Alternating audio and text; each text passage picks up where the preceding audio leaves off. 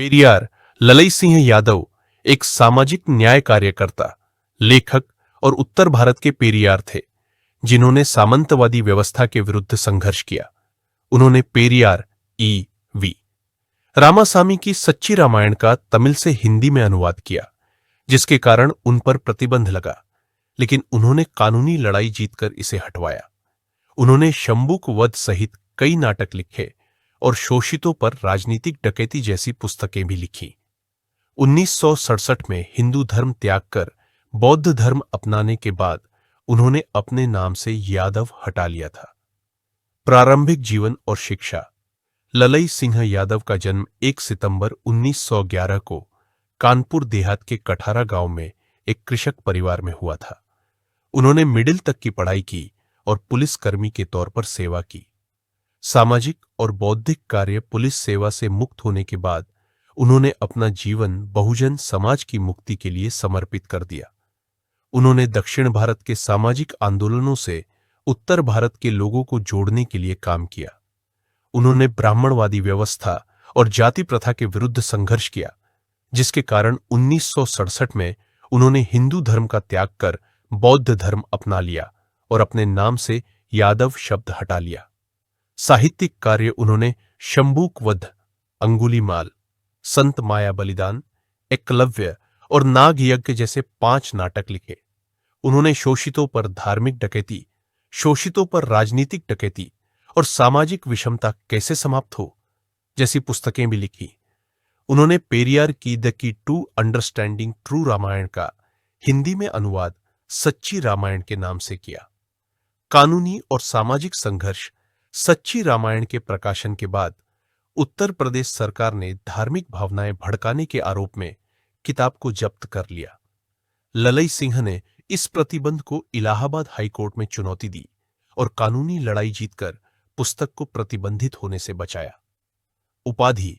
एक महान स्मृति सभा में उपस्थित लाखों लोगों ने उन्हें उत्तर भारत का पेरियार कहा, जिसके बाद से वे पेरियार ललई सिंह यादव के नाम से जाने जाने लगे।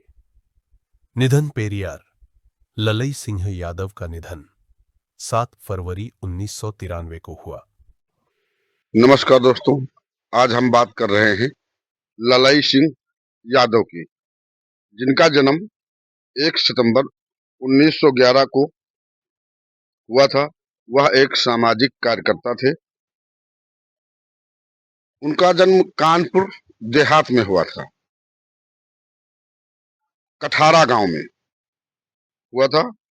उनकी प्रारंभिक शिक्षा मिडिल स्कूल तक ही उन्होंने प्राप्त की थी।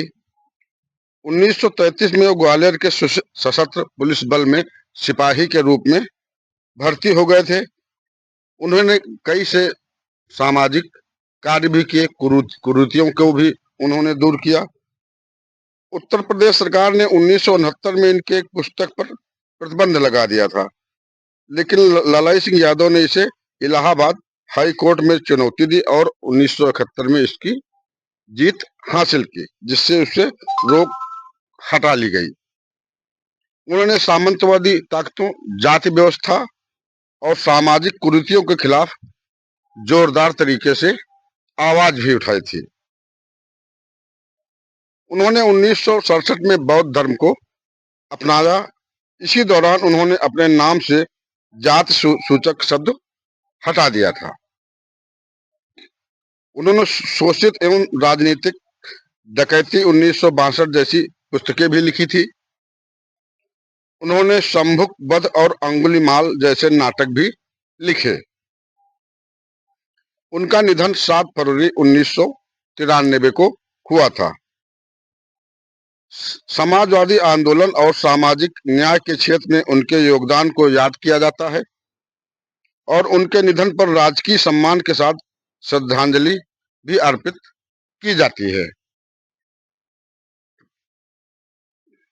कल गोंडा देवरिया में 1 तारीख को